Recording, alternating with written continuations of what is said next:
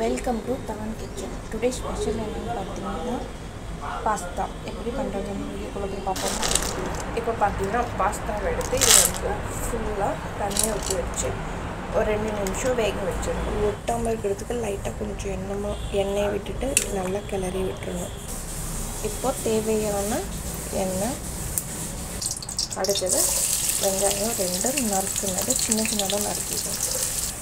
வெங்காயம் நல்லா வதங்கின பிறகு கொஞ்சமாக பூண்டு 4 பல்லு நல்லா சின்னதாக நறுக்குனது. அடுத்தது 2 தக்காளி சின்னதாக நறுக்குனது. தக்காளி நல்லா வதங்கின பிறகு இது கூட பாஸ்தாவை மிக்ஸ் பண்ணிவிட்டு நல்லா கலரி விட்டுருணும்.